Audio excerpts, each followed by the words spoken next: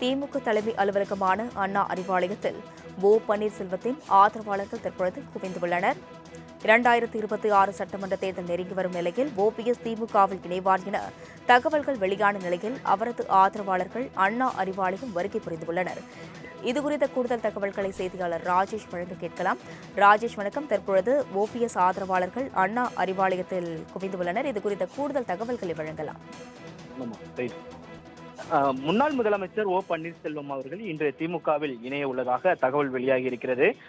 கோவையில் நடக்கக்கூடிய அந்த மேற்கு மண்டல திமுக பாக முகவர்கள் மாநாட்டிற்கு முன்பாக சென்னை அண்ணா அறிவாலயத்தில் முதலமைச்சர் ஸ்டாலின் அவர்களை சந்தித்து ஓ பன்னீர்செல்வம் அவர்கள் திமுகவில் இணைய உள்ளதாக தகவல் பரவிய நிலையில் தற்பொழுது அவருடைய ஆதரவாளர்களாக கருதப்படக்கூடிய நாஞ்சில் கோலப்பன் உள்ளிட்டவர்களெல்லாம் மாவட்ட செயலாளர்கள் எல்லாம் அண்ணா அறிவாலயம் வருகை தந்திருக்கிறார்கள். முன்னாள் முதலமைச்சர் ஓ பன்னீர்செல்வத்தை பொறுத்த வரைக்குமே 2026 சட்டமன்ற தேர்தலை முன்னிட்டு நான் சும்மா இருக்க முடியுமா என்று போடியில் அவர் செய்தியாளர்கள் சந்திப்பில் கேள்விகளை எழுப்பியிருந்தார். இந்த நிலையில்தான் அதிமுகவை பொறுத்த வரைக்குமே 3 முறை முதலமைச்சராக அரியணையை அலங்கரித்தவர்.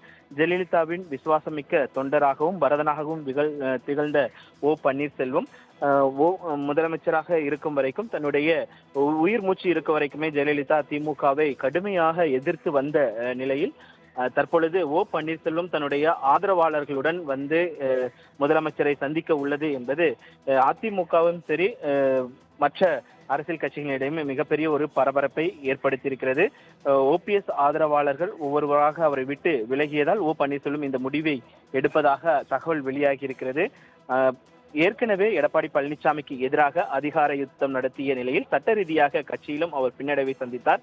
எனினும் பாஜக முழுமையாக நம்பியிருந்தார். பாஜக தன்னை அதிமுகவில் இணைக்கும் என்று அவர் தொடர்ச்சியாக நம்பி வந்த நிலையில் ஆனால் பாஜகவும் அதை கைவிட்டதாக தெரிகிறது. இந்த நிலையில்தான் சட்டசபை தேர்தல் நெருங்க பன்னீர்செல்வத்தின் ஆதரவாளர்களாக இருந்த மனோஜ் பாண்டியன், வைத்தியலிங்கம் ஆகியோர் திமுகவிற்கு சென்றனர். அதே போல கூப்பா கிருஷ்ணன், முன்னாள் அமைச்சர் கூப்பா கிருஷ்ணன், முன்னாள் சட்டமன்ற உறுப்பினர் ஜேசிடி பிரபாகரன் ஆகியோர் தமிழக வெற்றி கழகத்திற்கு சென்றனர். அதே போல தர்மர் எம்பியாக இருக்கக்கூடிய தர்மர் எடப்பாடி பழனிசாமியை சென்று அவர் நேரடியாக அதிமுகவில் இணைந்து விட்டார்.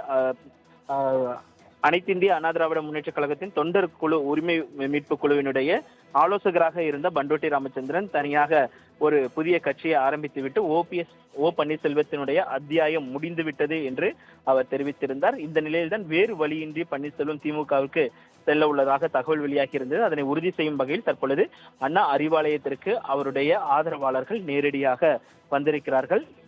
இன்னும் சற்று நேரத்தில் ஓ பன்னீர்செல்வம் அவர்கள் இங்கு வருவார் என்று எதிர்பார்க்கப்படுகிறது. அவர் அண்ணா அறிவாலயம் வந்து முதலமைச்சரை சந்தித்த பின்பு நேரடியாக தலைமைச் செயலகம் சென்று அங்கு தன்னுடைய சட்டமன்ற உறுப்பினர் பதவியை ராஜினாமா செய்வார். இதனைத் தொடர்ந்து தலைவர்கள் நினைவிடத்திற்கு செல்வதற்கான அந்த வாய்ப்புகள் அதிகம் உள்ளதாக தெரிகிறது.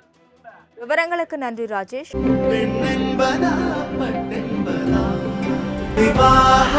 மணப்பெண்ணின் பிரத்யேகமான திருமணம் விவாஹா தி சென்னை சில்க்ஸ்.